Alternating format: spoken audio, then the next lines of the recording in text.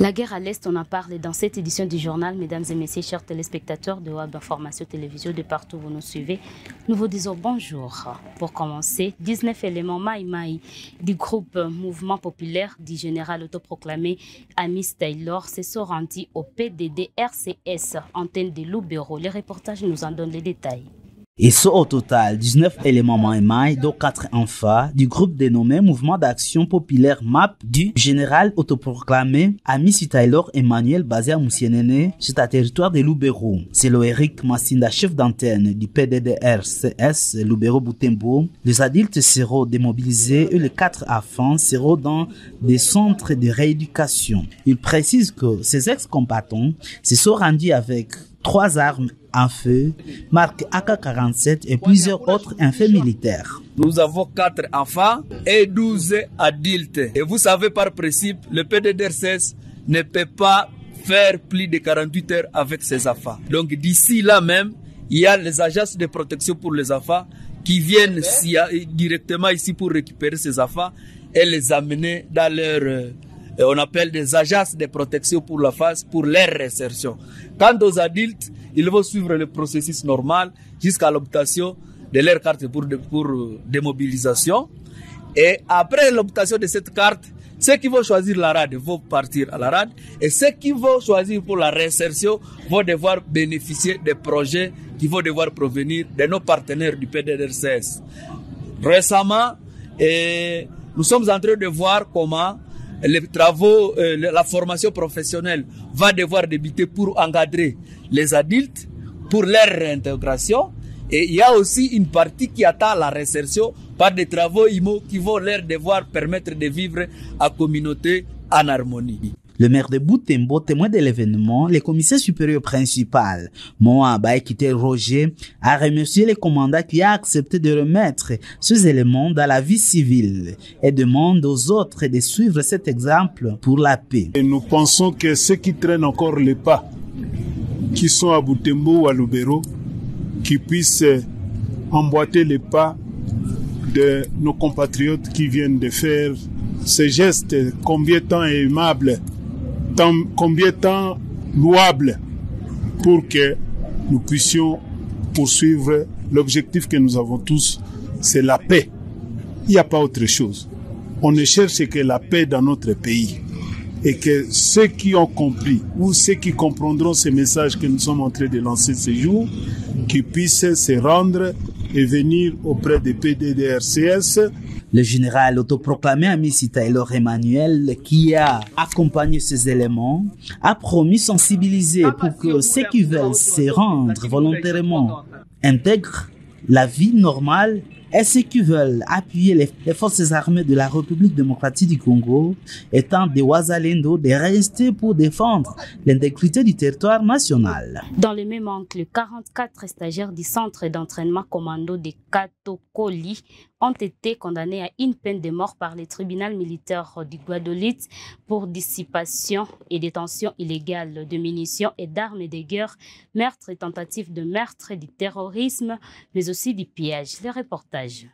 44 stagiaires du centre d'entraînement commando Kotakoli, Sekodo en sigle, ont été condamnés à la peine de mort le 30 avril par le tribunal militaire de garnison de Guadeloupe, siégeant en matière répressive au premier degré de son ressort. C'était à l'esplanade du Sekodo. Ils ont été poursuivis pour dissipation de munitions de guerre, détention illégale d'armes et de munitions de guerre, meurtre, tentative de meurtre, terrorisme, pillage et violation des consignes. Les faits remontent en date du mardi 23 avril aux environs de 20h. Il y a eu une pluie torrentielle à Kotakoli, à l'occasion de laquelle une foudre donna la mort aux 2 stagiaires du Sekodo. Face à la mort macabre de leurs collègues, une colère grossissait petit à petit et de plus en plus aux milliers de stagiaires en détresse, pleurant leur colère ayant perdu la vie des suites de la foudre. Cette colère a engendré des actes de vandalisme et de pillage de boutiques, de magasins, d'habitations et autres biens des paisibles citoyens, ainsi que la mort du côté civil comme du côté militaire qui, du reste, ont détruit les magasins d'armement pour s'attaquer à la population civile environnante soupçonnée d'avoir tué 2 de leurs par la foudre. Au regard des scènes de désolation, de pillage et d'incendie, laissant derrière eux d'importants dégâts et des dommages Ces jours-là, la localité Kotakoli, dans la chaufferie d'Ondo, située à 90 km de la ville de Guadoliti, a vécu le pire jour de son existence. À l'appel du commandant Sekodo, demandant à tous les stagiaires qui avaient pris les armes de venir les déposer, ces stagiaires commencèrent à tour de rôle à remettre les uns après les autres les armes. Dans la suite, rendons en province de l'Ituri, Conseil de sécurité dans cette province ce mardi 5 mai 2025 en présence du vice-premier ministre et ministre de la Défense de la République démocratique du Congo, Guy Kabombo Madianvita. Les détails, c'est dans ces reportages.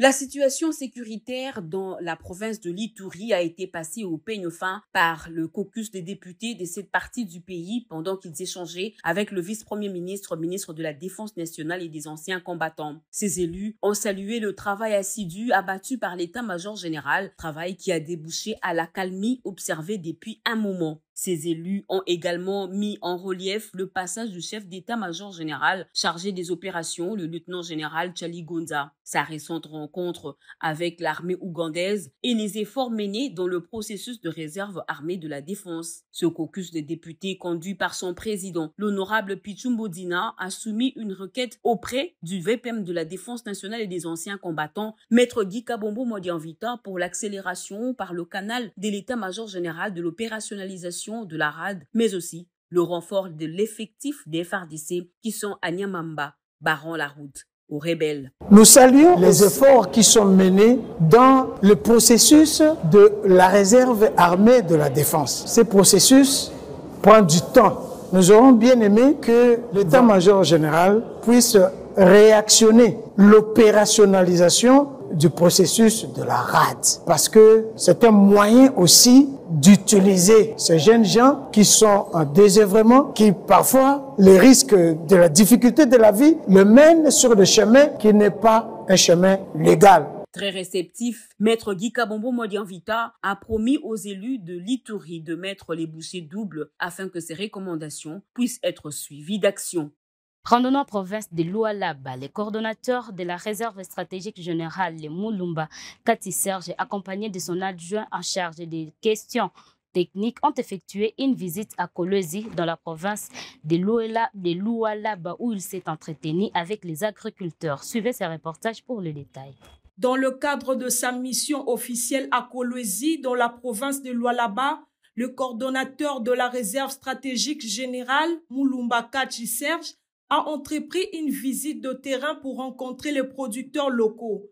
Sa tournée a débuté par les installations de Dagril, qui dispose d'une minoterie moderne dotée de silos d'une capacité de 7000 tonnes et d'une vaste ferme intégrée où il développe la pisciculture, la porcherie et des poulaillers. Prenant la parole, Hugues Didembolo, coordonnateur adjoint en charge de questions techniques, a rappelé l'intérêt de la réserve stratégique générale d'accompagner les producteurs locaux en milieu rural. La réserve a besoin d'accompagner ou d'être avec des producteurs locaux, pour commencer, parce que on veut promouvoir la production locale.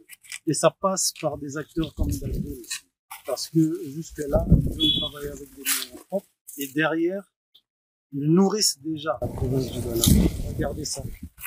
Et ça, c'est la terre congolaise. Il importe de noter que la RSG se positionne comme racheteur de la production locale, lui permettant de garantir la transformation et la consommation locale, mais aussi de constituer des stocks de produits stratégiques pour une nation résiliente. En clôture de ces actualités, le vice-premier ministre et ministre de l'Intérieur, Sécurité et décentralisation, mais aussi affaires coutumières, Jacqueman Chabani Louko, a donné des instructions claires à l'inspecteur général de la police pour lutter contre les abus des éléments de la police de circulation routière. Suivez. Il est en effet inacceptable que certains agents se présentent en état d'ébriété, provoquent intentionnellement des embouteillages, imposent systématiquement la main tendue, confisquent illégalement des documents, endommagent volontairement les véhicules de nos concitoyens, brutalisent les usagers, réclament des amendes excessives et les détournent au détriment du trésor public.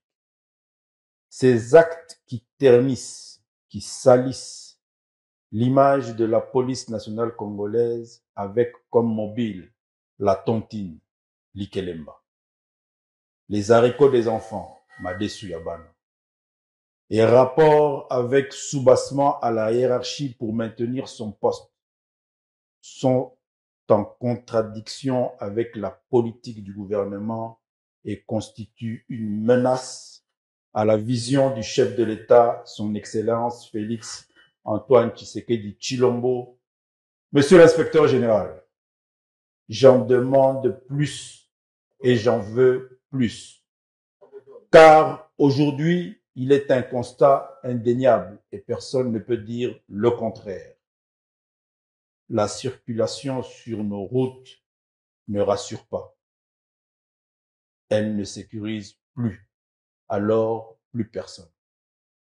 Monsieur l'inspecteur général, arrêtez-moi ces policiers véreux et mafieux. Nous avons besoin d'une police exemplaire, disciplinée. Clôture de cette édition du journal, mesdames et messieurs. Merci pour votre attention. Portez-vous bien.